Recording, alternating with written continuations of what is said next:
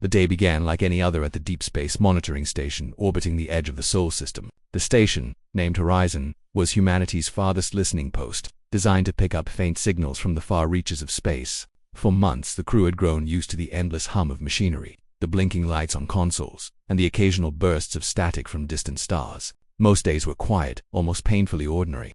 Except for the occasional flare of cosmic radiation or a minor technical glitch, the staff often joked that the most exciting thing they might encounter would be a misfiring satellite or a meteor storm, and yet none of them could shake the sense that, out there, in the darkness, something extraordinary might be waiting. Dr. Alina Voss was sitting in front of a massive screen that displayed the latest data streams from deep space. She had been part of the monitoring team for nearly a decade, and over the years she had learned to recognize the difference between random cosmic noise and patterns that hinted at intelligence. It was a subtle difference, often buried in thousands of hours of static, but her instincts were sharp. That morning, as she sipped lukewarm coffee, a faint irregular pulse appeared on the screen. At first, she thought it was a glitch. The signal was weak, broken, and scattered across multiple frequencies, but there was something about its rhythm that made her sit up straight.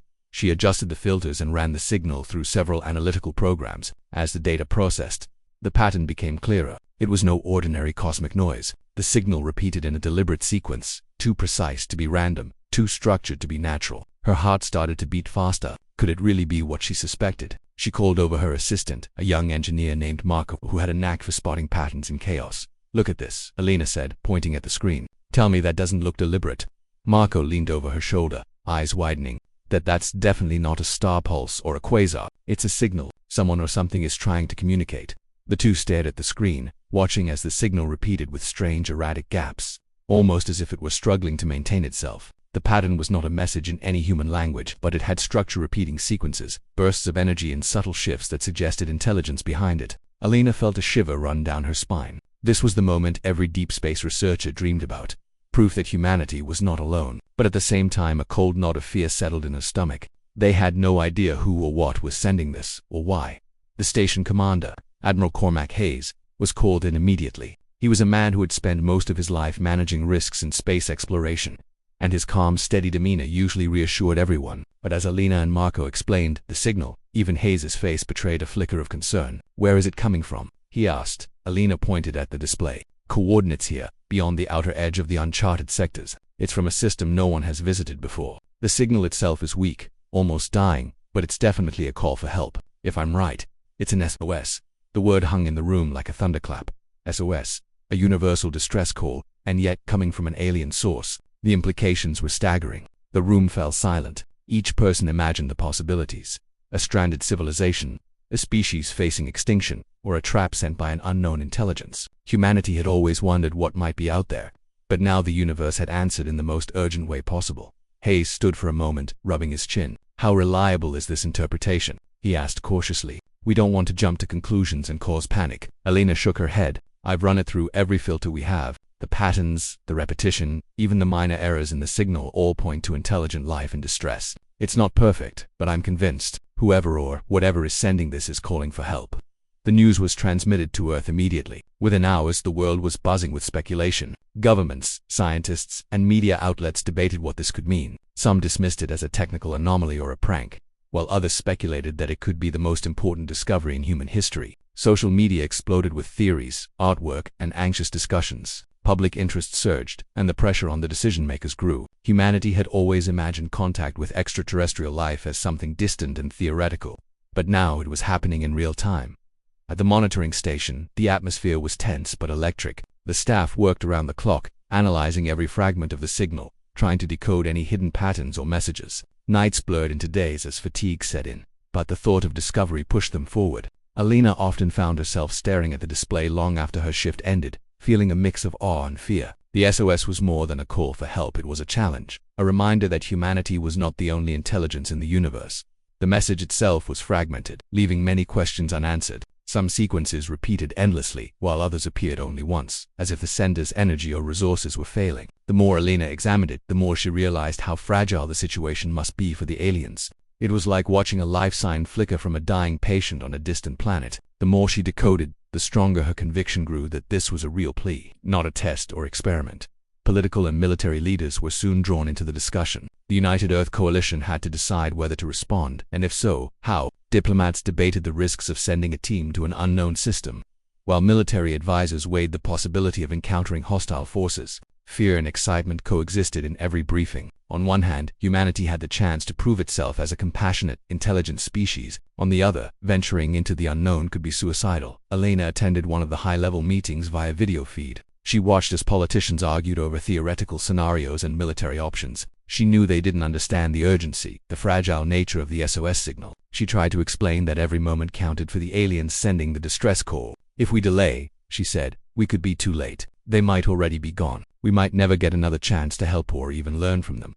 Despite the debates, the station continued to monitor the signal, sending updates and refined coordinates back to Earth. The alien SOS became a symbol of both hope and fear. Scientists like Alina were exhilarated. This could be humanity's first real contact with intelligent extraterrestrial life. Yet deep down, she could not ignore the underlying tension. They knew nothing about who was sending the why they were in danger, or whether they were entering a trap. In those early hours, the crew of Horizon became silent witnesses to a moment that could redefine human history. Every beep, pulse, and fluctuation on the screens carried weight. The signal's urgency was palpable, like a heartbeat calling out across the void, desperate for recognition and rescue. Elena often imagined the alien beings on the other side, whatever they looked like, struggling to survive and hoping that someone, somewhere, would hear their cry. It was clear that humanity was standing at the edge of a new frontier. The SOS was more than just a message. It was an invitation into the unknown, a challenge to confront fear with courage, curiosity, and responsibility. As night fell across the station, the monitors continued to glow softly,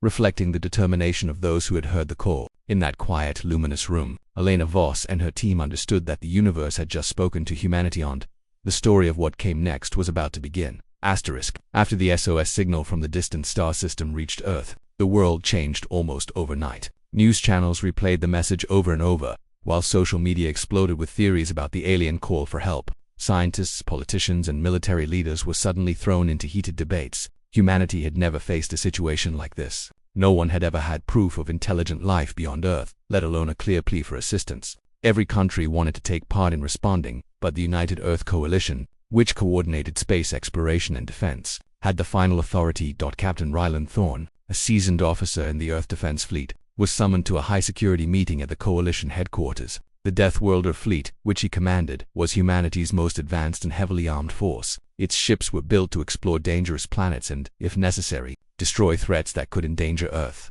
While its mission was usually defensive, now it was being repurposed for what was officially a humanitarian operation. Thorne, however, knew better than anyone that even a rescue mission meant taking enormous risks. The SOS could be a trap, a test, or a genuine cry for help, but the fleet's full power was ready to respond with extreme force if needed. Inside the command chamber, holographic star maps filled the room, showing the coordinates of the SOS and the surrounding uncharted sectors. Thorne and his officers analyzed every angle, potential hazards, enemy detection risks, and possible alien technologies. Scientists worked alongside military strategists, trying to prepare for every eventuality. The tension was thick in the room. Each person knew that a single mistake in deep space could be fatal. Dr. Alina Voss, the xenocommunications expert who had first decoded the SOS, was also present. She stood quietly, observing the officers as they argued over strategy. While the fleet prepared to launch, she tried to remind everyone of the urgency of the message. "Every hour matters," she said softly. "Whoever sent this signal is in danger. We can't afford to delay." Some officers listened, but others were focused on tactical considerations, concerned that reaching out could expose humanity to unknown threats.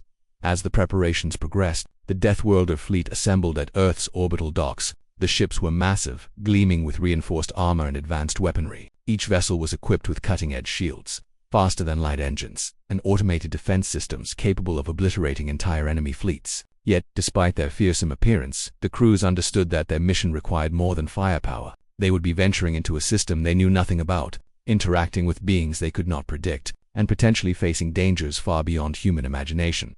The fleet's crew members were a mix of veteran officers and young recruits, all trained for extreme conditions in space. Among them, Lieutenant Mara Kessler prepared the navigation systems, checking every calculation to ensure safe passage through uncharted regions. Communications officers practiced sending messages to Earth while scanning for interference. Engineers ran endless simulations of ship malfunctions, meteor collisions, and alien attacks. The air inside the ships was tense but purposeful. Every individual knew that their actions could determine the survival of both themselves and the species they represented. Back on Earth, Debates raged among politicians and global leaders. Some argued that sending the Deathworlder fleet was reckless, potentially provocative, and could invite war with an unknown alien force. Others insisted that humanity had a moral duty to respond, emphasizing compassion and curiosity as essential human traits. Media outlets capitalized on the tension, reporting every speculation, every technical analysis, and every rumor. People everywhere wondered, would this be humanity's first heroic contact, or its first catastrophic mistake? Meanwhile, the fleet's preparations continued in orbit. Ryland Thorne walked the decks of his flagship the Aegis, observing his crew with a mixture of pride and unease. He had faced many dangerous missions in his career, but nothing like this. The SOS signal was both a beacon of hope and a warning. It indicated intelligent life in distress, but also reminded them of the unknown dangers lurking in the vastness of space. Thorne understood that this mission required careful judgment. Every decision from speed of travel to level of defensive readiness could tip the balance between success and disaster. As the launch day approached, final briefings focused on the unknowns. The alien species was completely unfamiliar. Nothing in Earth's historical records or exploration logs could predict their technology, biology, or intentions. The fleet's weapons were prepared for hostile encounters, but the command emphasized restraint. The first priority was to investigate and, if possible, provide aid. Despite these instructions, the officers trained their crews for the worst-case scenario. They ran drills, simulating ambushes, ship breaches, and complete communication failures. Dr. Voss spent hours preparing her own equipment for the journey. She reviewed the SOS signal endlessly, searching for hidden patterns or clues about the alien species' situation. She understood that communication could be the key to survival. Even if the fleet arrived with overwhelming force, misinterpreting the aliens' intentions could lead to unnecessary conflict. Her expertise would be critical in guiding the fleet's actions once they reached the system. On the day of departure, Earth's orbital platforms were crowded with onlookers, journalists, and officials. The fleet's engines roared to life, sending ripples through the docking bays. Lights flashed, alarms sounded, and the massive vessels slowly detached from their moorings, moving as one toward the unknown. Ryland Thorne stood on the bridge of the Aegis, staring at the stars ahead. He felt a mix of awe and responsibility. They were humanity's ambassadors, explorers, and defenders, all at once. The journey would test them in ways they could not yet imagine. As the fleet exited Earth's orbit, the crew settled into a rhythm of vigilance and routine. Navigation officers monitored star charts, looking for gravitational anomalies and cosmic hazards. Engineers maintained engine cores and shield generators. Communications teams scanned constantly for any additional signals or interference. Dr. Voss worked tirelessly, analyzing the SOS signal to anticipate what the aliens might need. Every crew member felt the weight of their mission. A single misstep could turn a rescue mission into a catastrophe. During the first few days of travel, the fleet encountered empty space, vast stretches of stars and darkness that offered no guidance or warning. It was both beautiful and unsettling. Crew members stared out at the cosmos, reflecting on the enormity of their task. Some wondered what life on the alien world might be like. Others worried about the dangers they could face. Each thought carried a sense of responsibility, knowing that the fleet represented all of humanity in a way no one had before. Tensions were inevitable. Debates broke out among officers about the best approach once they arrived. Some argued for a cautious observational strategy, sending small, unarmed exploration teams first. Others favored overwhelming force, believing that showing humanity's strength would deter any potential threats. Captain Thorne had to balance these perspectives carefully, ensuring that his decisions were both strategically sound and ethically responsible. Throughout this phase, the SOS signal remained a constant presence. It was faint, fluctuating, sometimes dropping out entirely, as if the alien situation was worsening by the hour. Dr. Voss monitored it relentlessly, adjusting equipment, recalibrating sensors, and running simulations. She could almost sense the urgency behind the signal. Whoever had sent it was desperate for help, relying entirely on humanity's response. It was a sobering reminder that this mission was about more than exploration. It was about life and survival. As the fleet traveled deeper into uncharted space, the crew became more aware of the isolation and vulnerability they faced. They were millions of kilometers from Earth, moving into a system they had never mapped. The stars around them were both guides and warnings, and every blip on their sensors could signal either opportunity or danger. Discipline and coordination became their lifeline. Every officer, engineer, and scientist understood that their personal actions affected the success of the entire mission. The Deathworlder fleet was fully prepared for what lay ahead. The ships were armed and shielded, the crews trained and alert, and Dr. Voss ready to decode any further signals. Humanity had committed itself to answering the SOS. Aware of both the moral imperative and the enormous risks, the fleet moved forward into the unknown, carrying with it the hopes, fears, and curiosity of an entire species. The stage was set for what could become the most important encounter in human history. and every person aboard knew that the choices they made in the coming days would define the fate of Earth and potentially alter the course of life in the universe.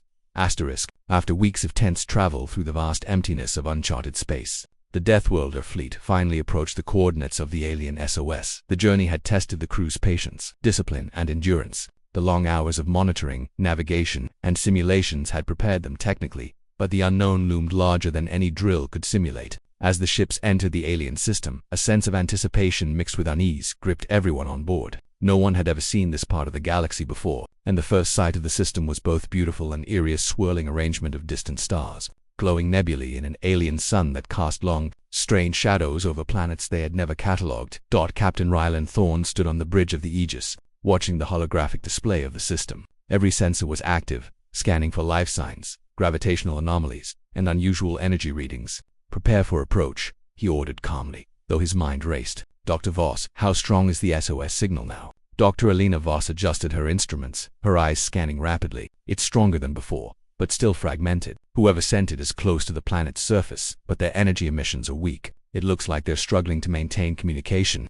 The first planet in the system came into view. It was a desolate, rocky world, scarred by craters and dark fissures. There were signs of structures, but no obvious movement. The SOS appeared to be coming from deep within one of these structures, hidden under thick clouds and jagged terrain. As the fleet approached, the sense of unease grew. It was clear that something had gone terribly wrong here.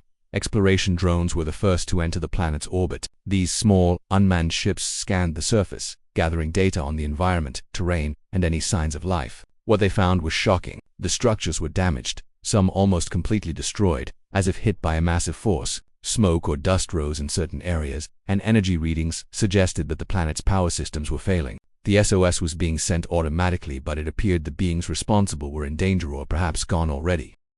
Dr. Voss analyzed the data, her fingers moving quickly over the console. "This isn't just a natural disaster," she said. "The damage appears deliberate. There's evidence of attack weapon impacts, possibly from advanced technology. Whoever or whatever did this is extremely powerful." Ryland Thorne's jaw tightened. "So the SOS is genuine. They're in trouble. But we have no idea what we're walking into. Keep scanning for life signs. I want the full picture before we consider sending anyone down."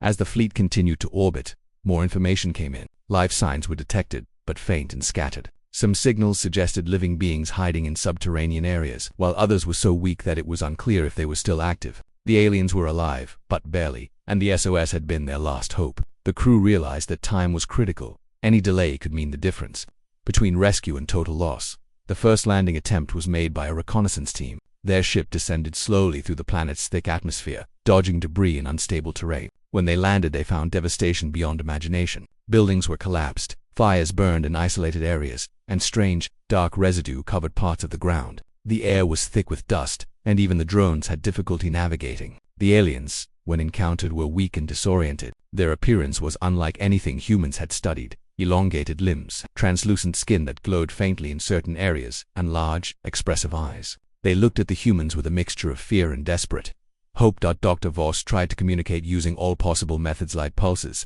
sounds, and basic symbol transmissions, but the aliens' technology was damaged, and their response was slow. Each flicker of movement or sound seemed precious. The realization hit the crew hard. These beings had been fighting to survive with failing technology, and the SOS had been their last attempt to reach out for help. While the reconnaissance continued, the fleet detected unusual anomalies in the planet's orbit. Energy readings fluctuated rapidly, as if something or someone was interfering with the fleet's sensors. The patterns were erratic, almost intelligent. Some officers whispered about the possibility of a trap, but the damage to the planet and the SOS's authenticity suggested desperation rather than trickery. The crew remained alert, unsure whether the anomalies were environmental, technological, or something far more sinister. Captain Thorne convened a council on the Aegis officers. Scientists and Dr. Voss discussed their options. Some advocated caution, recommending that only a small team should go down to avoid further risk. Others pushed for immediate large-scale intervention, arguing that the alien situation was too fragile to wait. "We don't fully understand the system or its dangers," Thorne said, his tone even but firm. "But hesitation could cost lives. We have to balance caution with urgency. Dr. Voss, can we establish more stable communication before we land additional teams?" Dr. Voss nodded. "I'm working on it. The SOS pattern contains fragments of their communication protocol. If we can match it, we can talk to them more effectively. But their energy reserves are nearly gone. We may only get one chance."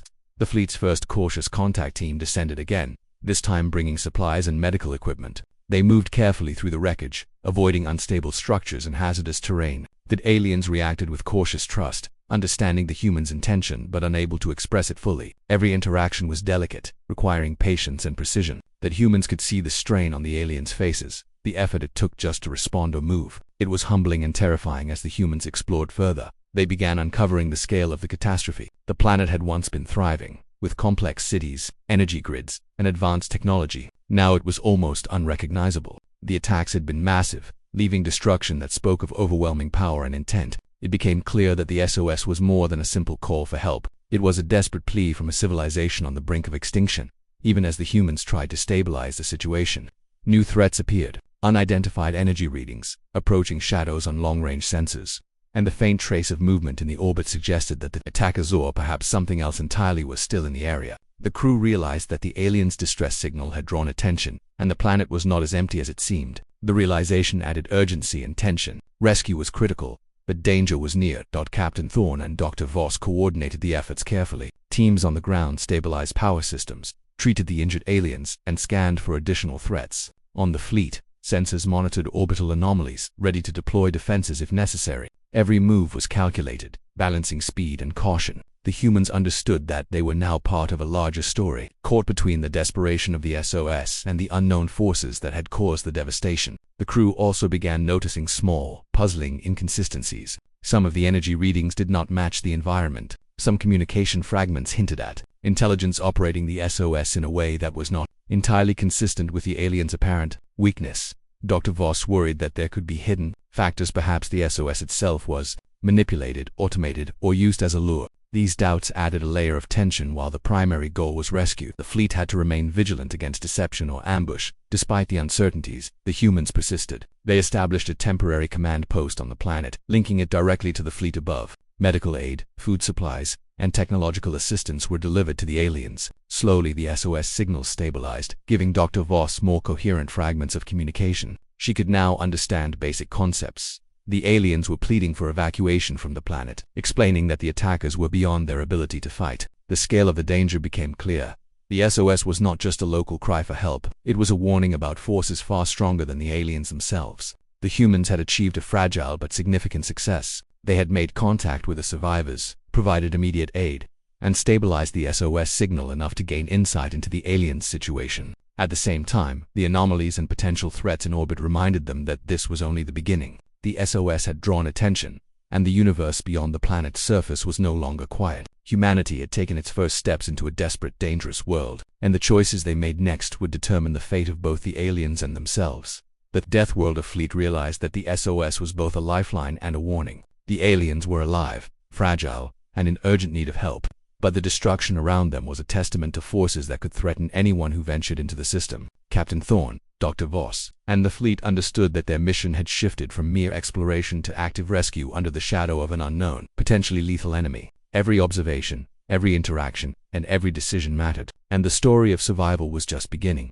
After the initial rescue and stabilization efforts on the alien planet, the Deathworlder fleet and their ground teams thought they had a moment to catch their breath. The aliens, though weak and frightened, were alive, and the immediate threats seemed contained. But deep space is never forgiving, and what began as a rescue mission quickly turned into a deadly confrontation. The first hints came as subtle readings on the fleet's sensors, small, fast-moving energy blips at the edge of the system. At first, officers assumed it was debris or cosmic radiation, but the patterns were too regular, too coordinated to be natural. Captain Ryland Thorne stood on the bridge of the Aegis, eyes glued to the holographic display. "Status report," he barked. Lieutenant Mara Kessler, monitoring the outer sensors, spoke with urgency. "Sir, multiple unidentified vessels approaching at high velocity. They're using cloaking technology or some form of energy masking. Sensors can only detect fragments of their movement." Thorne's jaw tightened. "Prepare defensive formations. Alert all teams on the planet. We might be facing the attackers responsible for the SOS devastation." Panic did not set in among the fleet, but tension spread like a cold wind. For the crew, the reality became clear. The SOS was not just a cry for help, it was a trap, or at the very least, it had drawn attention from something far more dangerous. Dr. Elena Voss studied the alien communications data carefully, trying to understand if the SOS itself had been manipulated. Her concern was growing. The aliens had been desperate, but perhaps they had unknowingly called a predator to their doorstep, and now humanity faced the consequences. The first attack came without warning. Energy pulses streaked across the fleet's scanners as the unknown ships struck with precision, bypassing shields in some areas while testing others. The human vessels returned fire, unleashing the Deathworlder fleet's full defensive capability. Lasers, plasma beams, and missile systems lit up the void, leaving trails of glowing debris in the darkness of space. The battle was chaotic, the kind of engagement no human crew had ever experienced. Captain Thorne coordinated the fleet with calm authority. Focus fire on the vessels that are closest to the planet. We cannot risk damage to the SOS survivors. Keep defensive shields at maximum. His voice carried over comes, steady and commanding, as crews moved with precision. Despite the overwhelming pressure, the fleet's discipline held. They were trained for this, and every officer knew that hesitation could mean destruction on the planet. The human teams worked frantically to protect the alien survivors. Makeshift barricades were reinforced, shelters were strengthened, and emergency evacuation protocols were activated. Dr. Voss coordinated communication between the fleet and the ground teams, trying to guide them away from areas of incoming fire. She realized that the attackers were intelligent, using tactics that anticipated human movements, probing weaknesses in the fleet's formation, and targeting vulnerable points. This was not random destruction, it was strategic warfare.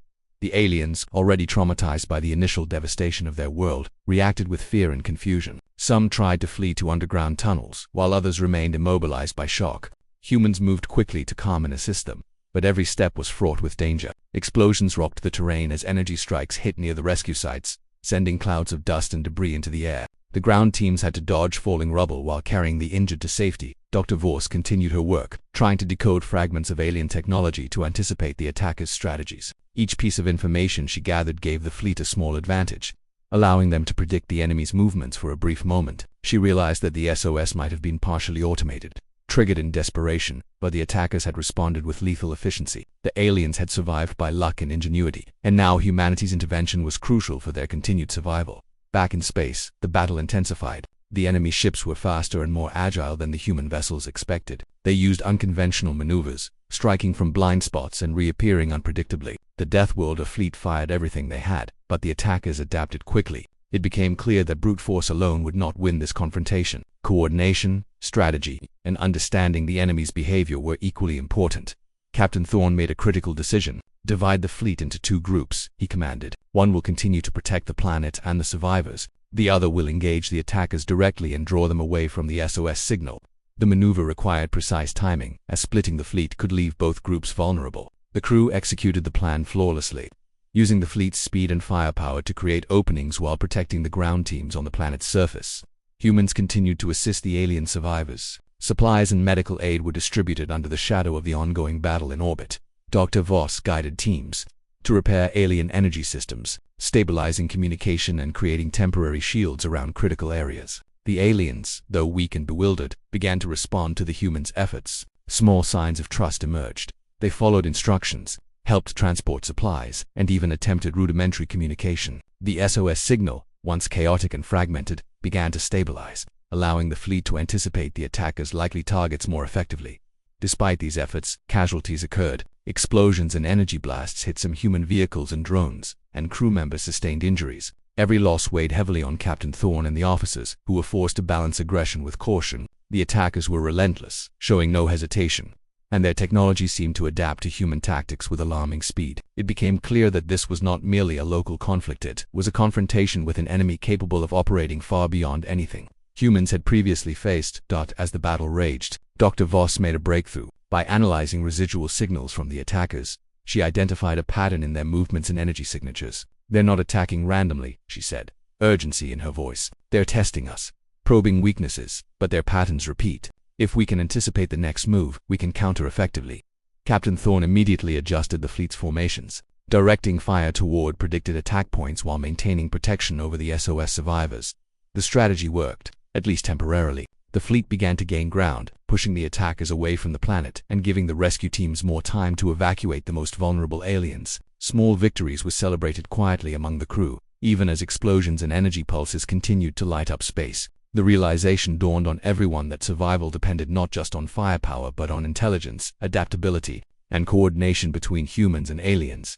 The fleet also discovered the attackers' true capability. They were able to manipulate energy fields, disrupt shields, and even interfere with communications. Every success the humans had gained was fragile, and the enemy adapted rapidly. Captain Thorne recognized that victory would require more than brute force. It would require understanding, anticipation, and calculated risk. The humans were not just fighting for the planet, they were fighting for knowledge and survival in a universe where intelligence could be deadly. The confrontation reached its climax when a group of attackers attempted to breach the planet's atmosphere directly. The fleet deployed defensive satellites and drone swarms, creating a protective barrier around the SOS survivors. Energy beams collided in the sky, lighting up the atmosphere like an alien aurora. On the planet, the humans coordinated ground and orbital defenses, ensuring that no stray attack hit the vulnerable aliens. It was a moment of intense coordination, a test of every skill the crew had honed over years of training. In the midst of this chaos, the aliens themselves played a small but crucial role. Using fragments of their damaged technology, they helped guide the humans, activating signals and energy nodes that enhanced shields and redirected energy beams. Though weak, their intelligence and understanding of their own systems proved invaluable. For the first time, humans saw the aliens not just as victims, but as partners in survival. Both sides had suffered losses, but the attackers retreated. The fleet had successfully protected the planet, stabilized the SOS signal, and rescued the surviving aliens. Captain Thorne and Dr. Voss surveyed the aftermath, exhausted but aware that the danger was not fully gone. The attackers' retreat did not mean safety. It meant that the universe they had entered was far more hostile and complex than they had imagined. This phase ended with a hard-earned victory, tempered by the realization that the SOS was more than a simple plea for help. It had revealed the presence of a predator far stronger than the aliens and forced humanity to confront its own limitations. The fleet had demonstrated courage, skill, and adaptability, but the experience left them changed. Every officer, engineer, and scientist knew that the challenges ahead would be even greater, and that the universe beyond the planet held dangers they had barely begun to understand. The humans had won the battle, but the war was far from over. The SOS had drawn them into a confrontation that tested their technology, strategy, and ethics. It had revealed that intelligence alone could not guarantee survival. Courage, adaptability, and cooperation were equally essential. As the fleet regrouped and tended to the injured, Captain Thorne and Dr. Voss understood that the next steps would require even greater courage, careful planning, and the willingness to face the unknown. Humanity had survived its first deadly encounter in this system, but the story of survival and the lessons learned was only beginning.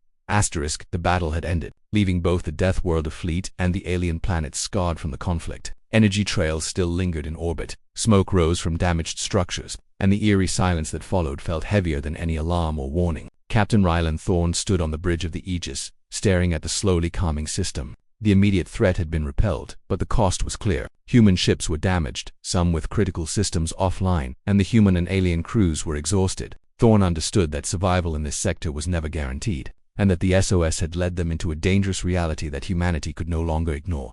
The aliens, who had been trembling in fear and despair just days before, now cautiously explored the ruins of their world. They moved slowly, their bodies weakened, but there was a quiet determination in their eyes.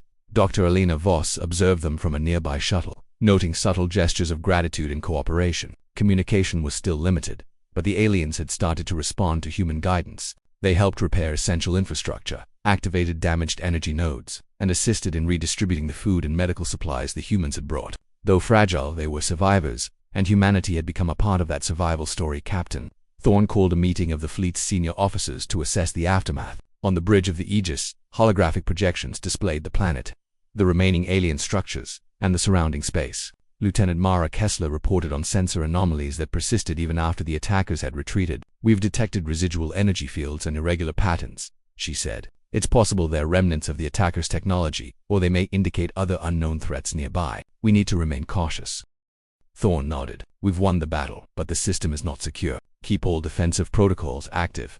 "Dr. Voss, update us on the aliens' condition and communication status," Alina Voss replied, her voice calm but firm. "The survivors are recovering, and they're beginning to cooperate with our teams. The SOS signal has stabilized, giving us more coherent data about their civilization. They've confirmed that the attackers were overwhelmingly powerful and that their technology is beyond anything we've faced before. We now have some understanding of their world, but there are still unanswered questions. We must be careful, as this encounter may only be the first in a much larger conflict." While the fleet repaired ships and replenished supplies, the human teams on the planet worked tirelessly with the alien survivors. They helped rebuild shelters, secure energy sources, and re-establish communication networks. Every day brought new discoveries about the alien society, its culture, its technology, and its ingenuity. The aliens had been highly advanced, with energy manipulation systems, defensive shields, and automated infrastructure. Humans marveled at their cleverness and adaptability, realizing that the destruction had been nearly total but that their intelligence had preserved critical knowledge. Despite these achievements, the survivors faced emotional and psychological challenges. Trauma from the attacks, the fear of further assaults, and the shock of encountering another intelligent species weighed heavily on them. Human medics, psychologists, and specialists worked alongside alien caregivers to provide comfort, teach techniques for stabilizing energy fields, and prevent panic among the survivors. Dr. Voss became a bridge between the two species, translating signals, observing behavior, and helping build trust. Each small success, an alien responding correctly to a command. A newly repaired energy field was celebrated quietly, a reminder that survival required patience, collaboration, and empathy. In orbit, the fleet faced its own challenges. Some ships had sustained significant damage, requiring immediate repairs before they could leave the system. Engineers worked around the clock, repairing propulsion systems, recalibrating energy shields, and restoring navigation protocols. The fleet had proven its strength in battle, but the costs of engagement were now visible. Crew members injured, some systems failing, and reserves of critical resources depleted. Captain Thorne understood that returning to Earth would take careful planning and coordination, especially if the attackers returned. Meanwhile, Dr. Voss continued analyzing the SOS signal and residual alien data. She discovered fragments indicating that the attackers might have been aware of the SOS all along and could track responses. The realization was sobering. Humanity's intervention had not gone unnoticed, and their presence in this system might have alerted far larger and more dangerous forces. She shared her findings with Thorne, emphasizing the importance of caution in all future communications and movements. "We've helped them survive," she said, "but we may have also revealed ourselves to predators that are far more capable than we can imagine." Despite the lingering danger, the human-alien cooperation had yielded significant progress. Energy systems were partially restored, communication networks were functional, and basic supplies ensured the survival of the alien population. The aliens began to display behaviors that indicated understanding and trust, guiding humans through damaged facilities and even assisting in minor repairs using their own knowledge. For the first time since the arrival of the fleet, a sense of hope emerged, a fragile but real acknowledgement that the SOS had achieved its purpose, even if temporarily. As repairs and recovery continued, debates began among the fleet's senior officers about the next steps. Should they remain in the system to ensure the aliens' survival, risking further exposure to unknown attackers, or should they withdraw to Earth, report their findings, and prepare for a potential return with reinforcements? Opinions varied. Some argued that humanity had a moral obligation to protect the aliens until the system was truly safe. Others emphasized strategic caution, warning that prolonged presence could provoke retaliation from forces they did not yet understand. Captain Thorne weighed these perspectives carefully. He knew the fleet could not remain indefinitely, but leaving too soon could jeopardize the fragile recovery of the alien population. He decided on a balanced approach. A portion of the fleet would maintain orbital protection while establishing monitoring stations, while the main forces prepared for the journey back to Earth with critical data, samples, and intelligence. This strategy ensured continued assistance without overextending resources or exposing the fleet to unnecessary risk. Meanwhile, Dr. Voss prepared a detailed report of the SOS encounter, the alien civilization, and the battle with the attackers. Her observations highlighted the intelligence, resilience, and vulnerability of the alien species, as well as the tactical lessons learned from the confrontation. She emphasized that the SOS had been both a plea for help and a warning, and that humanity's response had both saved lives and drawn attention to unknown threats. The report would be crucial in guiding future decisions by the United Earth Coalition. In the final days on the planet, humans and aliens worked together to stabilize what remained of the society. They repaired energy conduits, restored vital machinery, and rebuilt basic structures. The aliens, though physically weakened, displayed remarkable adaptability. They learned quickly from human guidance, integrating techniques and repairs that would allow them to maintain essential systems even after the fleet departed. Trust deepened, and a bond formed, tentative, fragile, but real. The SOS had become more than a signal. It had created a bridge between species, forged under extreme pressure and mutual necessity. The moment of departure arrived with a mixture of relief and melancholy. The fleet had completed its mission, ensuring the immediate survival of the aliens and stabilizing the SOS signal. Repairs to human vessels were sufficient for the return journey, and the majority of critical resources had been replenished. Captain Thorne walked the deck of the Aegis, observing the alien population below. He felt a sense of accomplishment, tempered by the knowledge that the universe remained dangerous and unpredictable. Dr. Voss stood beside him, reviewing the final fragments of the SOS communication. "They'll survive for now," she said quietly, "but this system is not safe. There are forces here that we don't fully understand, and our presence may have alerted them." Thorne nodded. "We did what we could. Humanity has made its mark here, and we've built a bond with this species that may be the most important thing we can leave behind for both them and us."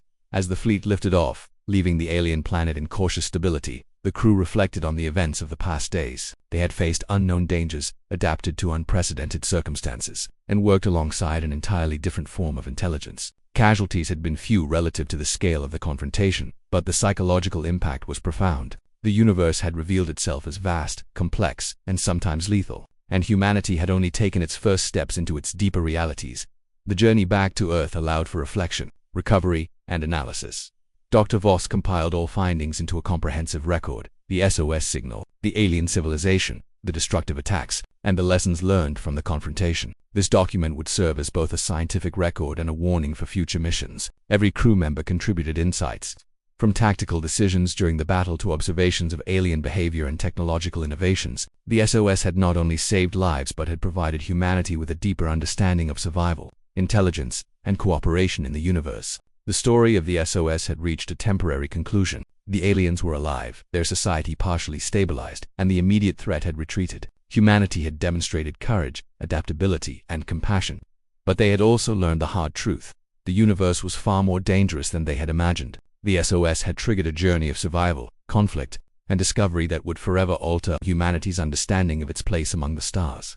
The fleet's return to Earth was met with global attention. Reports of the rescue, the confrontation, and the alien civilization sparked awe, excitement, and apprehension. Humanity had proven capable of extraordinary cooperation and bravery.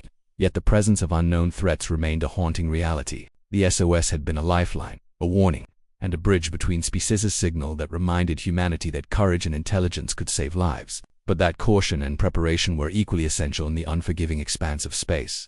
The story ended with survival, knowledge gained, and a fragile hope. Humanity had responded to an urgent plea, faced lethal danger, and established its first meaningful connection with an alien species. Yet the universe had made one truth clear: every act of heroism carried risk, and the cosmos was vast, mysterious, and far from fully understood. The SOS would remain a symbol of both achievement and caution, a story of lives saved, battles fought, and the endless journey toward understanding what lay beyond the stars.